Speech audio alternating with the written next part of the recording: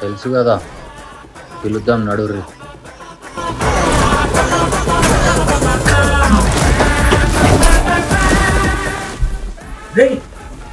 ఏంది కదా పొద్దున్నే ఓపెన్ చేయాలా? షూటింగ్ చేస్తున్నా, మందు షిప్ దొబ్బిందా? నాది నేను ఓపెన్ చేసుకుంటా కానీ నువ్వు ఓపెన్ చేసేది వేరేది ఉంది లేదన్నా.